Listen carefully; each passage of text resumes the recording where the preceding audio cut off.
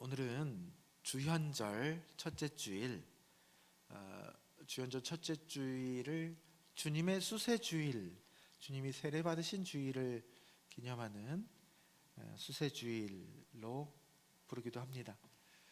그 성서정과 오늘 성서정과 본문 중에 하나인 누가복음 3장 15절에서 17절, 또 21절에서 22절까지의 말씀을 통해서 하나님의 은혜를 나누도록 하겠습니다. 오늘 본문은 누가복음에서 예수님이 세례를 받으시는 장면입니다. 다 같이 15절, 오늘 본문 15절을 함께 읽겠습니다. 백성들이 바라고 기다림으로 모든 사람들이 요한을 혹 그리스도신가 심중에 생각하니. 사람들은 늘 뭔가를 열망하고 갈망하죠.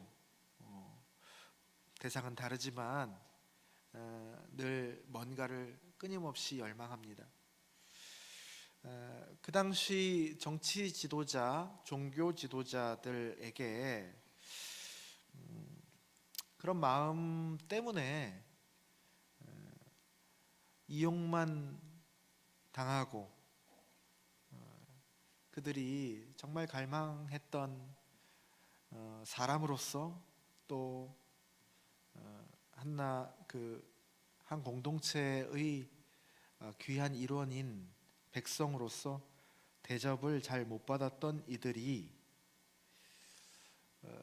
다소 좀 거칠지만, 그래서 바른 말도 막 하지만 그래도 사람이 무엇인지 또 어떻게 인생을 살아가야 하는지를 자신의 몸과 마음을 던져서 선포했던 그 세례 요한이 어떻게 느껴졌을까요? 참 내심 고마웠을 겁니다. 광야에 나가서 그 하나를 위해서 그렇게 투신했던 세례 요한이 참 고마워했을 거예요. 그래서 광야로 사람들이 세례 요한을 보고 그 아무것도 없는 광야로 나갔죠.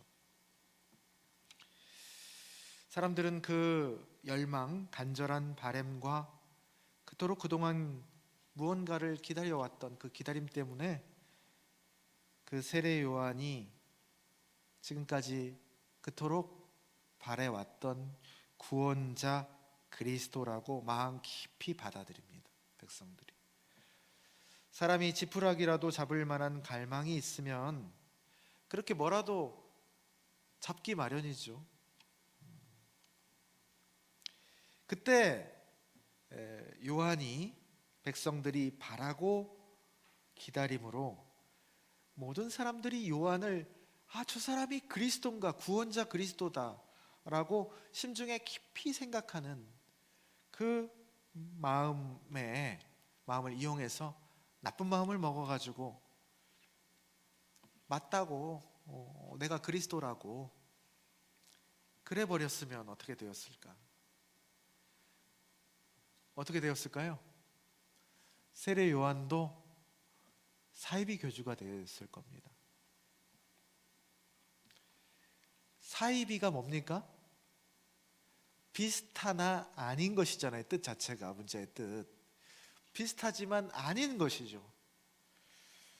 그리고 그것을 세례 요한을 따랐던 백성들도 결국 어떻게 되었을까요? 끝이 안 좋아질 잘못된 길로 갔을 겁니다. 그러나 세례 요한은 그래서 세례 요한이죠. 세례 요한답게 자신이 어떤 지점에 있는지, 어떤 역할로 부르심을 받았는지를 정확하게 알았습니다. 16절, 17절을 다 함께 읽겠습니다. 요한이 모든 사람에게 대답하여 이르되 나는 물로 너희에게 세례를 베풀거니와 나보다 능력이 많으신 이가 오시나니 나는 그의 신발끈을 풀기도 감당하지 못하겠노라. 그는 성령과 불로 너희에게 세례를 베푸실 것이요 손에 키를 들고 자기의 타작마당을 정하게 하사 알곡은 모아 곳간에 들이고 쭉정이는 꺼지지 않는 불에 태우시리라. 뭐라고 하는 거예요? 다른 복음서에서는 더 구체적으로 나오는 것이 있죠. 내가 아니라고, 내 뒤에 오시는 분이 진짜라고, 그분이 구원자 그리스도라고, 그는 흥하여야 하겠고 나는 쇠하여야 하는 존재라고 그렇게 얘기합니다. 나는 그분에 비하면 신발끈을 풀기에도 턱없이 모자란 존재라고. 그분이 여러분들이 갈망하는 그 성령과 불로 세례를 베푸실 것이고 손에 키를 들고 알곡과 쭉정이를 구별하시고 심판하실 것이다. 몇 주 전에 얘기했죠. 성령을 불로도, 불 싹 태워버리는 불로도 비유하지만 이 바람으로도 비유하잖아요. 키를 들고 한번 키질을 했을 때 쭉정이는 바람에 날리고 알곡은 떨어집니다. 정화를 의미하죠. 알곡, 그 쭉정이를 정화하는 겁니다. 성령이 바람처럼 임했을 때 이 키를 연상케 하는 거죠. 그 역할을 해주시는 분이 내 뒤에 오시는 분이시다. 여러분, 종교의 모든 보이는 장치들, 또 사람들, 것들의 역할들은 다 이 방향으로 수렴되어야 합니다. 그래야 종교입니다. 그 방향이 뭐예요? 수렴되어야 하는 방향이? 그리스도를 만나게 하는 거예요. 그리스도와 접촉해 하는 거예요. 그래서 내가 이 수렁에서 건짐을 받는 것, 구원을 받는 것이 종교의 역할입니다. 사람을 그렇게 진정한 구원으로 이끌어주는 것이죠. 그리스도를 안내해주는 세례 요한 역할을 하는 것입니다. 목사이든 목회 철학과 방향이 아무리 멋들어지더라도 자기가 구원할 수는 없는 거죠. 그것이 구원할 수는 없는 겁니다. 성경을 가르치고 또 기도를 하는 것도 어떤 프로그램과 사역이든 그의 목적은 뭐가 되어야 됩니까? 그리스도께로 이어주는 역할을 해야 되는 거예요. 그게 그리스도가 되면 안 됩니다. 세례 요한이 그리스도라고 맞다고 이거라고 그러면 안 되는 거예요. 사이비가 되는 거예요. 그 목적과 방향이 그래서 중요한 겁니다. 그 목적과 방향을 잃어버린 채 마치 약장숙처럼 이 약 한번 잡숴봐 그러면서 이 약도 주고 저 약도 주고 이게 만병통치약인 것처럼 하면 길을 잃고 그 사람들이 바라고 기다리는 그 빈 곳에 처음에는 그럴듯했지만 나중에 끝이 안 좋게 되는 그런 결과를 낳습니다. 잘못된 가르침이죠. 잘못된 가르침은요, 여러분, 확 구별되게 잘못되어 보이지 않습니다. 비슷하나 아닌 게 진짜로 잘못된 가르침이고 성경에서 말하고 있는 경계하는 가르침들이 바로 그러한 가르침들이죠. 각자가 내 안에 있는 하나님과 접촉하고 또 그분께 듣고 그분께 말하고 그분의 인도에 따라 걸어갈 수 있도록 거들어주는 존재가 바로 종교입니다. 거들어주는 존재가 바로 목사고 또 주변에 있는 여러 가지 장치들이죠. 성경을 읽는 것, 기도를 하는 것, 또 여러 가지 프로그램과 사역들이 다 그 거들어주는 존재예요. 그것이 그리스도가 아닙니다. 제가 여러분 이제 3년도 더 됐네요. 여기 청빙 설교를 왔을 때 여러분 그때 기억하십니까? 바로 이 본문으로 제가 설교를 했습니다. 난 이거 하러 여기 부르신 것 같다. 목사에게 의존하지 않고 각각 내면에 하나님의 소리를 들을 수 있도록 그 영적인 자립을 위해서 부르심을 받았다고 그때 설교를 했었습니다. 기억나십니까, 여러분? 그 생각이 아직도 변함없습니다. 왜냐하면 그것은 스타일은 다르지만 그것은 하나의 방향이기 때문입니다. 우리는 아무리 해도 그리스도가 될 수 없어요. 세례 요한의 역할을 잘하면 그게 역할을 다 한 겁니다. 21절과 22절 다 함께 읽겠습니다. 백성이 다 세례를 받을새 예수도 세례를 받으시고 기도하실 때에 하늘이 열리며 성령이 비둘기 같은 형체로 그의 위에 강림하시더니 하늘로부터 소리가 나기를 너는 내 사랑하는 아들이라 내가 너를 기뻐하노라 하시니라. 결국 그리스도가 오시죠. 세례 요한이 이렇게 말하고 예수 그리스도가 오십니다. 구원자가 오시죠. 사람들이 세례를 받는 현장에 오셔서 진정한 불세례를 주실 분께서 도리어 1차적이고 표면적인 세례인 물세례를 주시는 것도 아니고, 주시는 것도 어쩌면 면이 빠지는 건데 물세례를 오히려 받으십니다. 그분의 겸손을 드러낸 것이기도 하지만 100% 온전한 사람이 되셔서 사람이 마땅히 걸어야 할 길을 걸어가셨고 또 걸어가실 것을 나타내시는 상징적인 장면이기도 합니다. 그분은 사람처럼 오신 게 아니에요. 사람이 되셨어요. 말씀이 육신이 되셔서, 말씀이 사람이 되셔서 우리 가운데 사셨다. 100% 사람이 되신 거예요. 그러니까 똑같이 세례를 받으신 겁니다. 세례 받으실 필요가 없음에도 불구하고 내가 사람은 이렇게 걸어가야 한다라는 것을 본보기로 보여주신 것이죠. 세례를 받으실 때 하늘이 열리고 성령이 비둘기 같은 형체로 강림하셔서 하늘로부터 소리가 났다. 이는 내 사랑하는 아들이라 내가 너를 기뻐하노라. 여러분, 세례의 목적은 바로 이것입니다. 세례가 말 그대로 무슨 예식이죠? 씻는 예식이잖아요. 씻는 예식입니다. 더러움을 정화하는 과정입니다. 그러나 그것은 정죄도, 벌도, 심판도 목적이 아니라 무엇입니까? 세례의 목적은 사랑의 확인입니다. 존재의 변화가 아니에요. 네? 존재의 변화가 아니고 오히려 존재의 확인이라고 할 수 있습니다. 우리가 변화되어야 된다고 하는데 이런 맞죠? 우리 지금 현 죄인의 모습을 보면 변화되어야 하죠.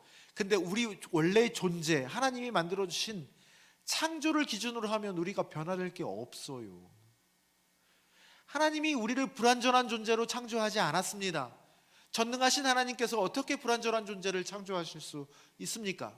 어린아이도, 우리가 좀 모자라다고 하는 그런 여러 사람들, 주변 사람들, 장애인들, 또 도덕적으로 좀 문제가 있는 사람들도 그 본질은요, 완전한 사람들입니다.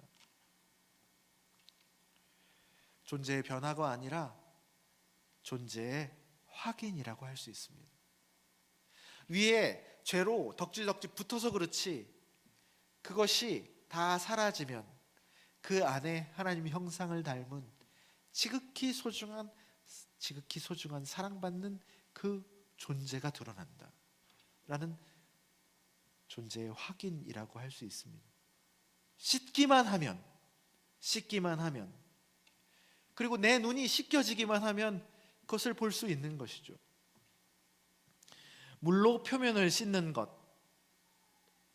윤리적이고 도덕적인 회심이라고도 말할 수 있습니다.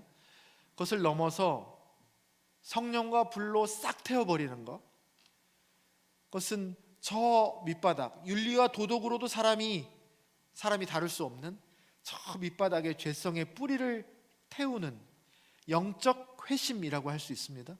그것의 목적은 뭐다? 사람을 갈아서 뒤집는 게 아닙니다. 하나님께 무조건적으로 사랑받는 존재라는 것을 다시 확인하고 맛보는 것입니다. 우리 사람이 죄인이라는 인식에 기초하는 것이 아니라 그것보다 더 깊이 우리는 하나님의 지극히 사랑받는 존재라는 진실에 기초한 것이 바로 세례입니다. 이것은요, 우리가 신앙과 영성을 형성함에 있어서 매우 매우 중요한 관점입니다. 세례의 목적도 그렇고, 여러분, 참회도 일종의 세례거든요. 그래서 제가 작년까지는 참회를 반성으로 하지 마시라고, 맨날 벌레만도 못한 내가 하나님 앞에 맨날 그렇게 회개하고 나는 먼지보다 못한 존재입니다, 이런, 그렇죠, 하나님 앞에서. 그렇지만 계속 그렇게 하면 하나님이 속상해 하시는 거예요. 여러분들의 자녀가 나는 죄인이라고 그러면서 얼굴도 못 들고 다가와 봐요. 그거만큼 속상한 게 어디 있겠습니까? 때로는 내가 그래도 어디 가겠습니까? 마음 붙일 곳이 하나님밖에 없는데 당신이 받아주셔야지, 당신은 내 부모 아닙니까? 라고 당당하게 왔을 때 이쁘잖아요. 참회의 목적은 그겁니다, 여러분. 참회의 목적은 단순히 반성이 아니에요. 하나님 품에 안겨버리는 거예요. 내가 이럼에도 불구하고 하나님 나를 사랑하시잖아요. 그러니까 내가 갈 곳이 어디 있습니까? 당신 품에 안겨있는 것밖에 없지요. 참회의 목적은 사랑의 확인입니다. 그랬을 때 내가 여전히 죄인이지만, 나는 죄인이기 이전에 하나님의 사랑받는 존재구나 라는 것을 확인하는 것이 참회의 목적이죠. 세례의 목적도, 기도의 목적도 마찬가지입니다.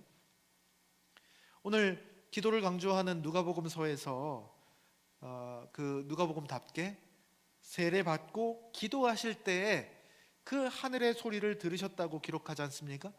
그 기도의 목적도, 기도의 목적이 뭡니까, 여러분? 기도의 목적이 어떤 기능에 있는 게 아니에요. 내가 열심히 기도하면 하나님께서 내가 원하는 것을 들어주실 것이다. 안 들어주신 이유는 내가 정성이 부족해서 그래.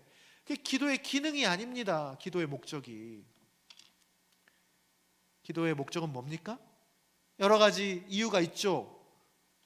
여러 가지 기도를 들어가는 이유가 있지만 그 끝의 목적은 하나예요. 하나.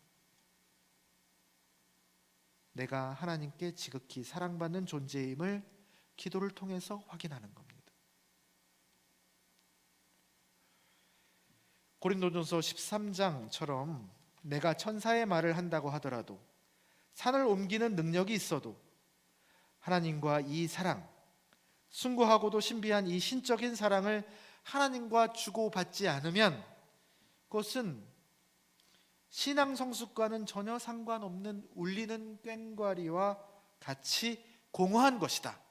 능력이 있어도, 어떤 깨달음이 있어도 하나님과 사이에서 이런 사랑의 주고받음이 없으면 그거는 신앙과는 상관없는, 그것과 상관없는 그냥 능력이고 그런 것입니다.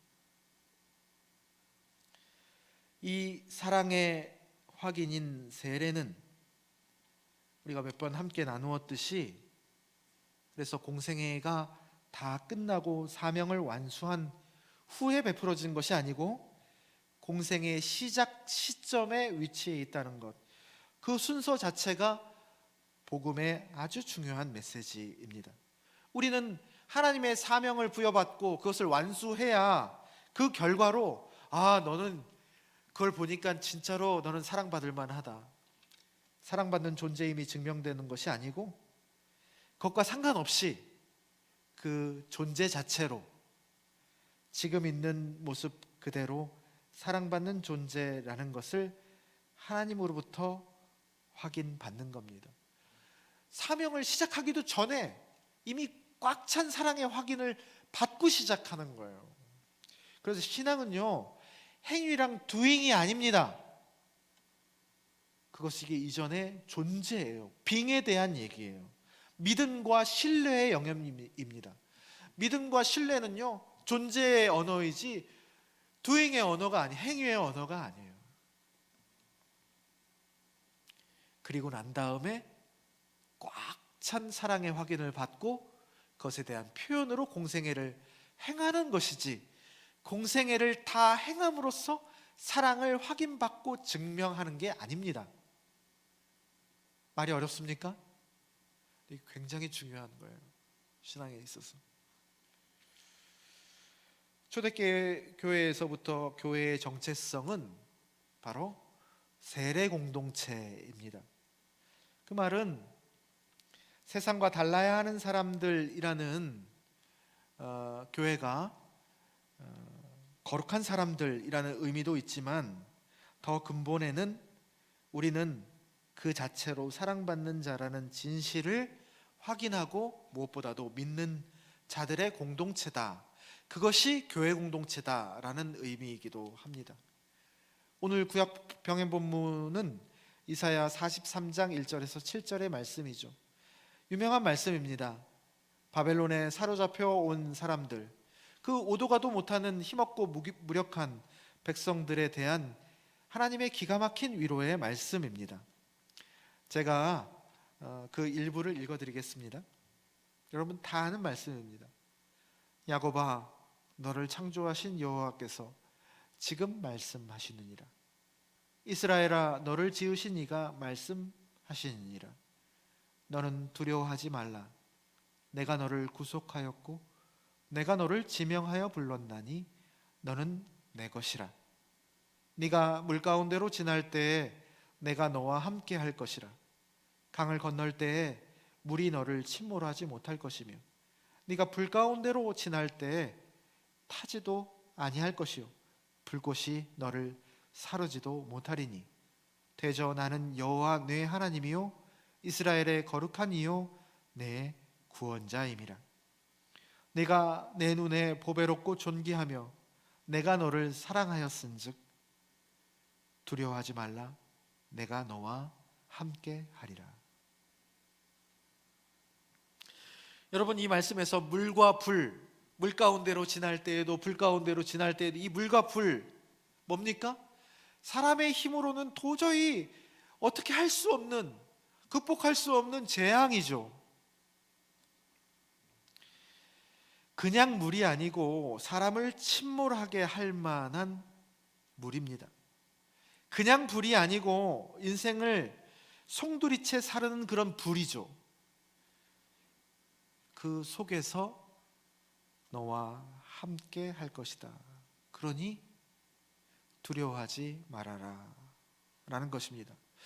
여러분, 여기서 우리가 오해하지 말아야 할 것은 하나님이 물과 불을 없애주겠다는 것이 아닙니다. 물과 불이 있을 것이고 그 속에서도, 물 가운데에서도 불 가운데에서도 내가 너와 함께 하겠다. 너는 내 눈에 보배롭고 존귀하고 사랑하는 존재이기 때문이다. 여러분, 저는 이 말씀을 묵상하면서 참 기가 막히다. 그 환난과 재앙의 상징인 물과 불이 복음서에는 어떻게 쓰여졌습니까? 세례의 상징과 재료로 쓰여졌어요. 이사야서에서 하나님이 물, 불을 재앙의 상징으로 쓰셨는데 복음서에서는 세례의 상징으로 쓰셨습니다. 인간의 어찌할 수 없는 고통과 슬픔, 그 환난과 재앙이 그냥 나쁜 일이 아니고 우리를 정화시키고 마침내 그를 통해서 내가 어떤 상황 속에서도 하나님의 사랑받는 자임을 확인하는 그런 자리가 물과 불의 자리다.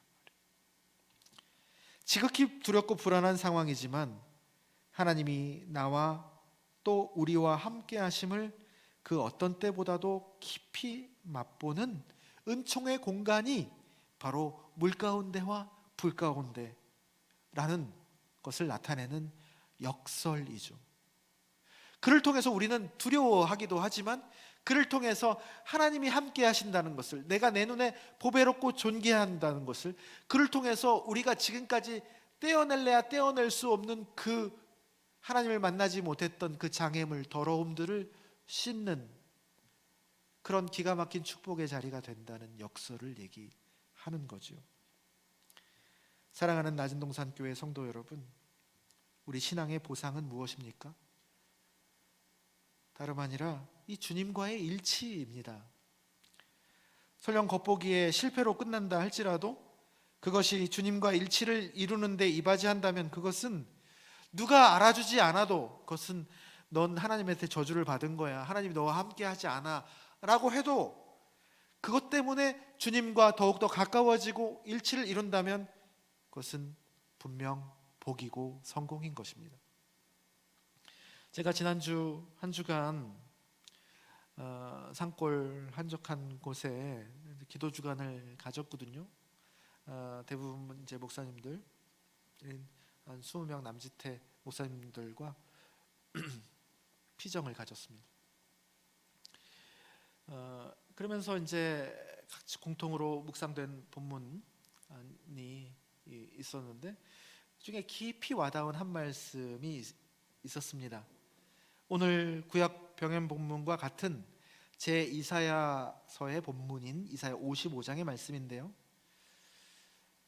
비와 눈은 하늘에서 내려와 그리로 돌아가지 않고 오히려 땅을 적시어 기름지게 하고 싹이 돋아나게 하여 먹는 이에게 양식을 주듯이 주님의 입에서 나가는 주님의 말씀도 헛되어 돌아오지 않고 반드시 주님이 뜻하는 바를 이루어 주님이 내린 사명을 완수하고야 만다. 너무 성경이 참 너무 멋지고 아름답지 않습니까? 비와 눈이 내려와서 다시 하늘로 올라가는 일은 없잖아요. 뭔가를 하잖아요. 생명의 작용을 이루잖아요. 싹이 나고 열매를 맺게 합니다. 마찬가지로 하나님의 입에서 한번 나온 말씀은 다시 헛되이 되돌아가지 않고 그분의 뜻과 사명을 반드시 이루어내고야 만다 라는 얘기입니다. 사실 우리 신앙의 선배들은 재앙과 실패처럼 보이는 삶을 산 분들이 많았습니다. 심지어 예수님도 그렇게 제자들 다 도망가고 3년 농사 돌아오며 타불이 되어버린 것이죠. 그리고 예수님 본인도 흉악범이나 달리는 십자가에 못 박혀서 허무하게 죽어버리는 그런 어찌 보면 실패의 삶을 사셨습니다. 그래서 이 길을 걸어간 사람들은 늘 그런 생각에 시달리죠. 이 길이 잘못 온 길인가? 아니면 하나님의 실수인가? 라는 생각을 사람이라면 숱하게 생각되었겠지만 결국 하나님은 그것을 헛되게 하지 않으시고 그 길의 끝에 생명과 아름다움의 열매를 맺게 하셨음을 우리는 성경을 통해서, 역사를 통해서 알고 있습니다. 시간은 거꾸로 흐르지 않는다. 헛되이. 시간은 거꾸로 흐르지 않습니다, 여러분. 헛되게. 인간의 역사도 부침을 거듭하지만 결국은 진보한다. 악인들이 아무리 발광을 해도 뒤로 가는 것 같아도 700년 전에 우리 신앙의 선배인 노리치의 줄리안의 깨달음의 노래처럼 All shall be well, all shall be well. 다 잘 될 거다. 다 잘 될 겁니다. 하나님의 뜻과 사명은 여러분 이렇게 이루어져 가는 것이죠. 근데 그런 생각이 들었어요. 그 통로가 되었던 그들은 그러면 한때 쓰임 받고 끝났던 것인가? 그건 모르는 것이죠. 그들의 내면을 기록하지도 않았고 기록할 수도 없겠지만, 그래서 우리는 알 수도 없겠지만 분명 그들은 이 물과 불을 통과하는 그 세례 속에서 그리스도와 일치하는 행복, 하나님에게 남들이 뭐라고 해도 살아계신 하나님에게 너는 내 사랑하는 자다, 내가 너를 기뻐하노라 라는 그 음성을, 그 하늘의 소리를 맛보고 충만했을 것이다 라고 저는 믿습니다. 그리스도와의 일치, 그게 우리의 유일한 그리고 최고의 보상인 것입니다. 우리의 신앙과 인생이 이 거룩하고 복된 지향에 따라 갈 수 있게 되기를, 하나님이 함께 하심을 붙잡고 이 복음의 여정에 투신할 수 있기를 주님의 이름으로 축원합니다.